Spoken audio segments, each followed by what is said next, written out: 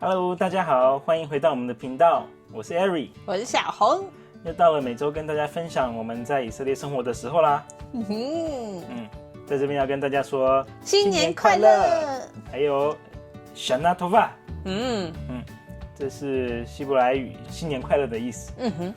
因为这礼拜是犹太人的新年，依照惯例，他们一放假，我们又都要待在家了，哪都不能去。就因为他们犹太人的一天是从傍晚开始算的，日落以后，对，当天日落到隔天日落，所以呢，任何一个假都会变成1天半。这次新年又是特别，除夕放1天，初一也放1天，再加上呢是从前一天晚上开始，所以就连放3天。那这有什么问题呢？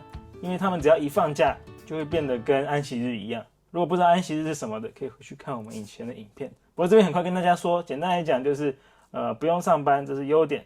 那缺点就是没有大众运输，然后呢所有店都不会开，尤其在耶路撒冷这么虔诚的地方嘛。所以呢，我们这礼拜就变得特别的短，特别的宅。也是。他们的新年当然也有他们的传统嘛。那这个犹太新年又被叫做是号角节，因为他们在新年的时候会去吹羊角做的号角。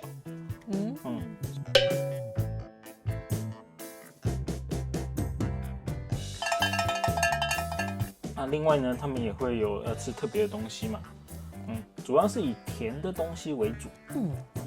那甜蜜蜜。对啊，就是希望新的一年是很甜。最经典的就是 Apple， 苹果沾蜂蜜，这样就不用怕苹果不甜。这边苹果有的很酸呢。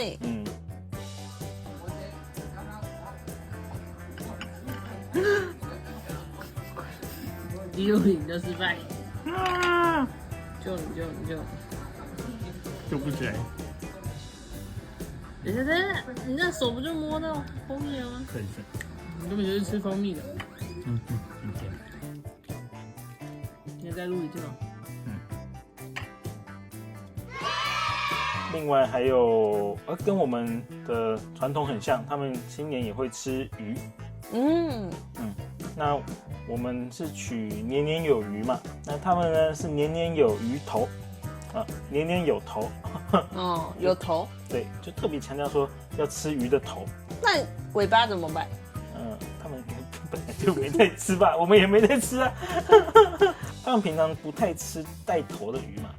但新年就这个是个特别的传统年年有头。再来也没什么太多其他一定要吃的啊，还有一个啦，那个石榴，红石榴。就这是有子孙繁茂的意思。是不是那个鱼丸卷也是这个过年的时候要吃？对，他们有一个本地人自己都很不喜欢吃的东西。我觉得蛮好吃的。煮完以后他们会放凉的吃，就是它就是一个鱼浆这样子一坨，就一袋这样子，然后你整块要下去水煮，煮完以后你再把它切片，切起来有点像那个猫咪的零食，就是白白的一块这样子，然后在切的时候就很像在挖那个猫咪的罐罐。这应该是特定区域的犹太人他们的传统，不是很 general 的事情。但我们之前吃，我是觉得还不错，但是因为他们那个调味会很甜，比台南的口味还甜的那种甜，就是很甜很甜，蛮出乎意料的，它的味道。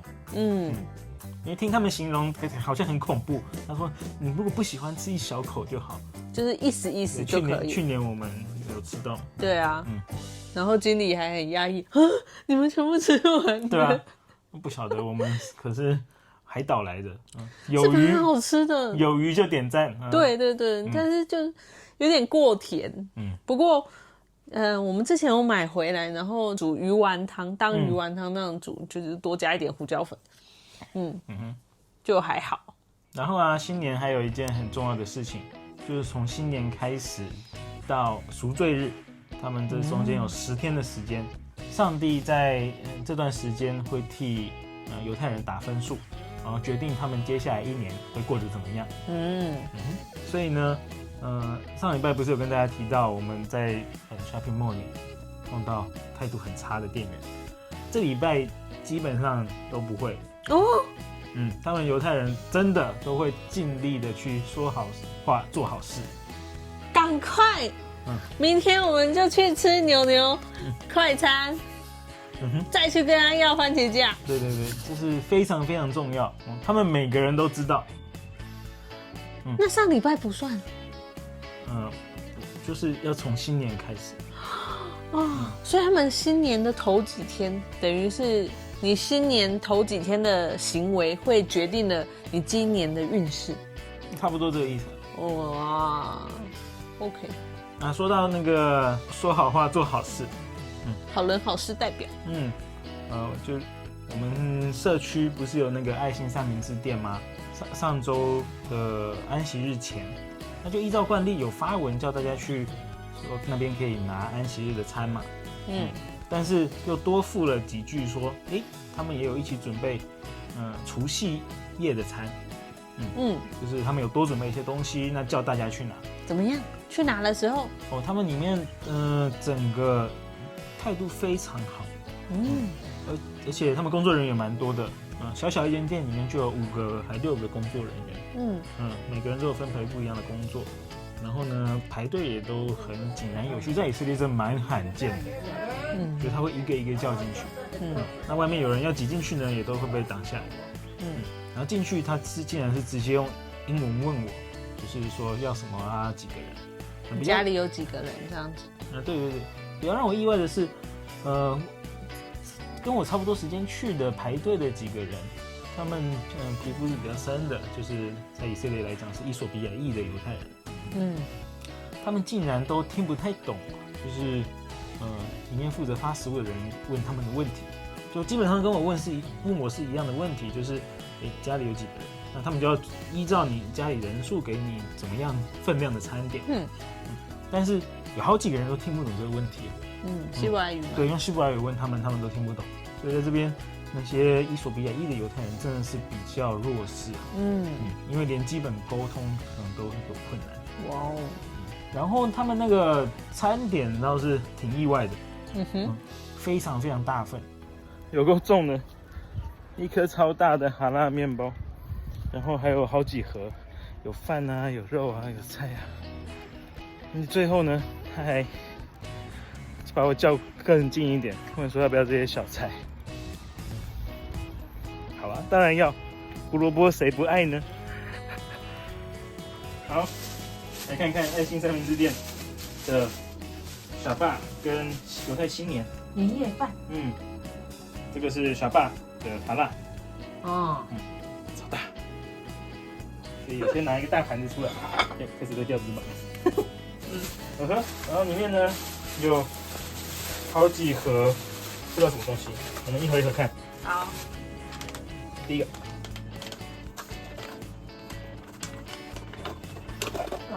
饭，满满的。OK， 第2盒。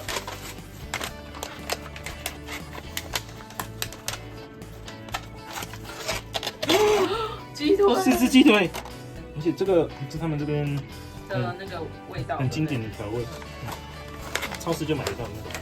第3个，会不会又是饭？我觉得是鱼。不对，我那边有看到鱼。这是什么？马铃薯，应该是姜黄嘛？对，这就跟我那个之前去那个志工的厨房，那个做很像。对，这个应该就是鱼了。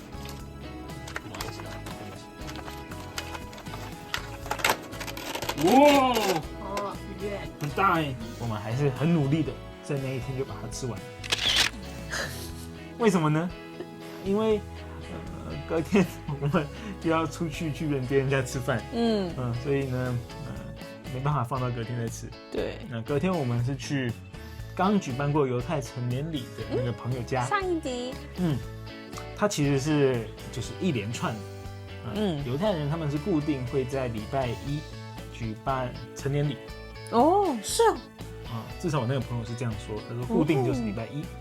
然后呢，那个周末的礼拜六，也就是安息日，就会办一个 party。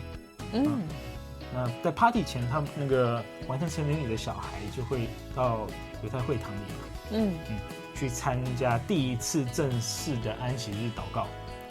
所以它的重要性就是那是他第一次参加这样的仪式。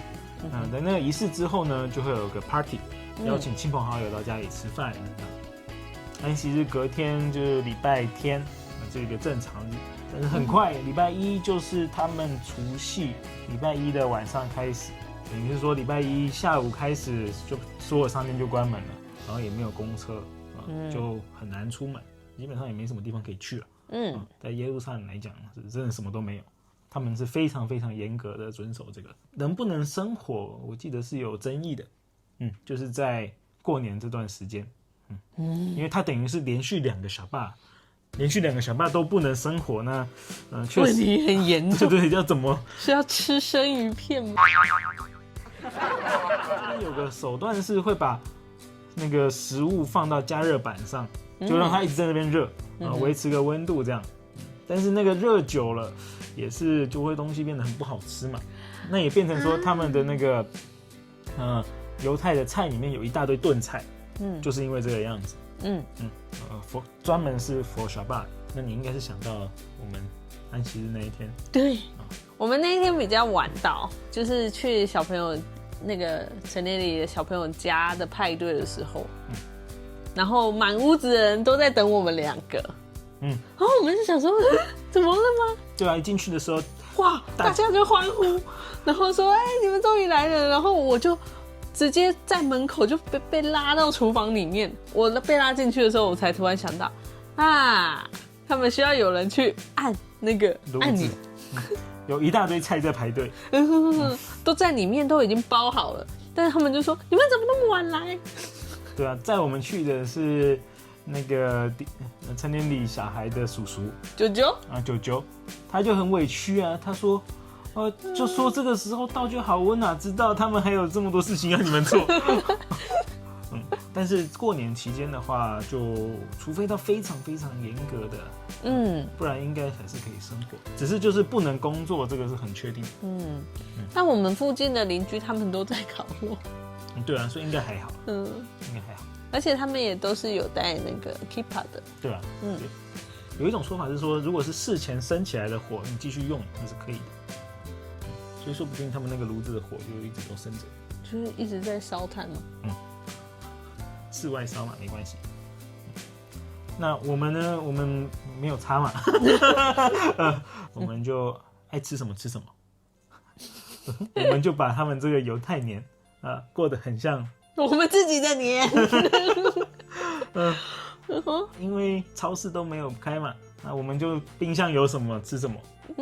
我们就翻出之前买的水饺皮，还有之前买的绞肉，就包起水饺。对，因为外面这边以色列外面餐厅啊，水饺1颗要多少钱？6蟹。台湾是6块台币嘛，这边也是6块啊。对呀，可是你6块你是要乘8.9。一颗哦，不是一盘，1颗。1颗。而且好不好吃还不一定哦。通常是蛮难吃的，可能里面是包地瓜、马蘑铃薯、蘑菇，不是综合哦，是地瓜口味、蘑菇口味、马铃薯口味这样，所以我们就决定，那就家里有的材料就来包吧。那一片水饺皮也要台币10块以上，就是在台湾可以买1-2颗水饺，在这边只能买一片水饺皮，一片水饺皮。不过他们现在就是超市比较广泛看到了，不知道是不是那个点心在以色列已经变得比较普遍了。在以色列所有这种小点，不管长什么样子都叫点心。那就应该跟欧美的差不多了。就是不管是那种蒸饺状啊、小笼包状啊，反正就是用水饺皮包起来的，差不多的，都叫点心。包子也叫点心嘛。所有你想得到比较小颗的东西都叫点心。另外除了水饺，我们还有做不是我们，你还有做凤梨酥。旺来，好运旺旺来。我在这边，你有看过凤梨酥吗？你不要说凤梨酥什么酥都没看过。然后，所以从一颗凤梨开始做，然后凤梨酥要有模型嘛。我们连模型都要自己做，方形的模型，那怎么做？然后就是拿那个手边的纸盒，然后去把它折，然后拼接好一个一个的方块。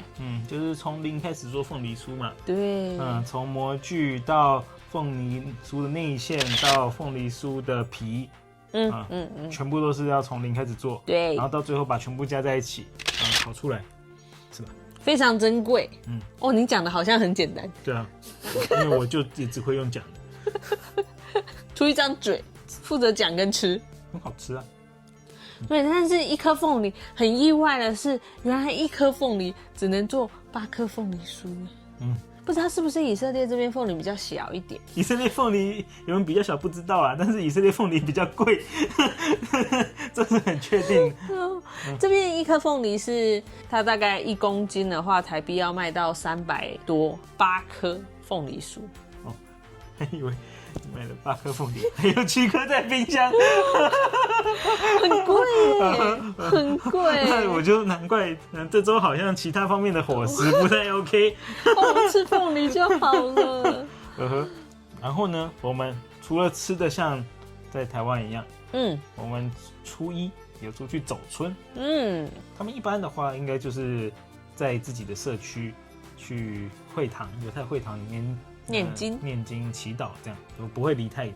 但是呢，因为没有车嘛，他们也不能开车嘛。对。还有就是他们这一天念经是很重要的。对，因为今天开始，从那一天开始就算。对啊，你不能第一天就翘掉你的祈祷。翘课。对啊，那马上就被记到小本本上。这个旷课。所以大部分有信仰的犹太人都会去做这件事情。那我们呢，则是要。走去一个叫做 Anchorham 的地方，去那边拜访一个朋友。它是一个山谷小镇，然后我们一下到山谷的时候，就发现怎么车这么多，大家都开超快的，而且不是进去的车，也有出来的车，超多。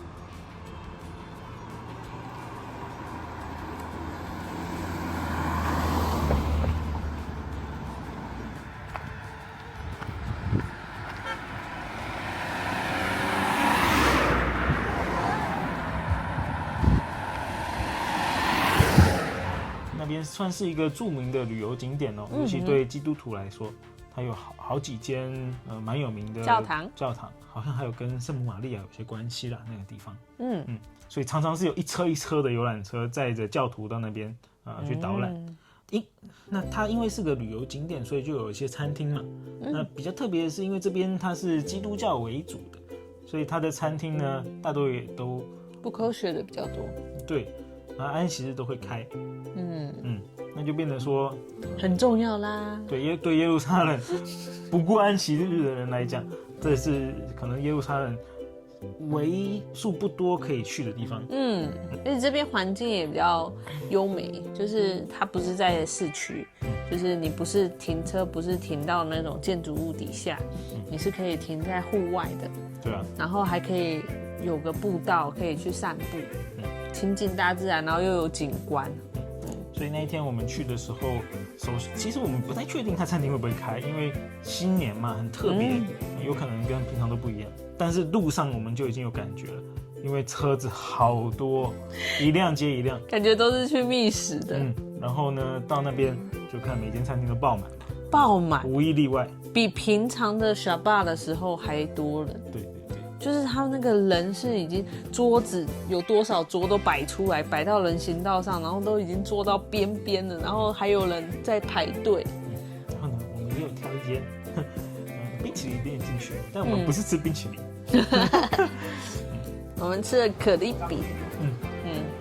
我们第一次去那家店吃可丽饼，第一次在以色列吃可丽饼。还有特别写的是意大利式的可丽饼。吃起来，因为我也不知道其他种可丽饼是怎么样，觉得有跟在法国吃到的差不多。好吧，反正就肯定还不错啊。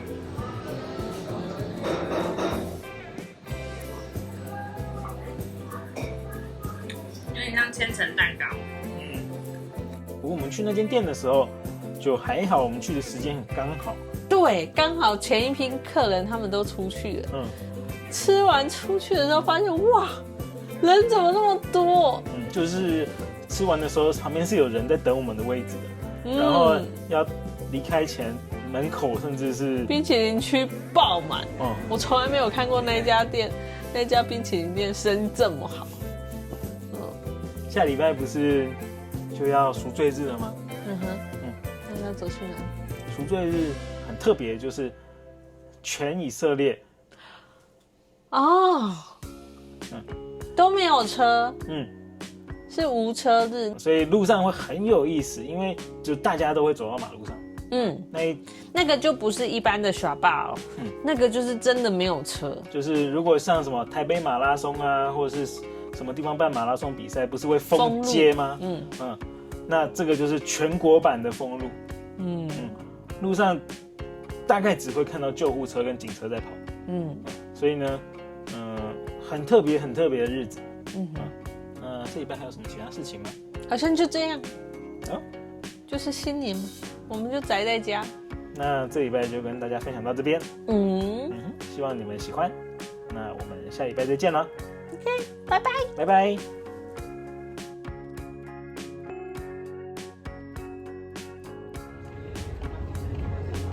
这个中心主要就是有这个餐厅，然后那边有个小卖部，中间有一些介绍啊什么的。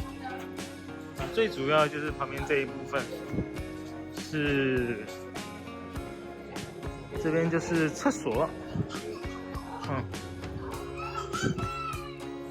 蛮多阿拉伯人来的。对啊，比较少见。这边最棒的就是下面这个 view。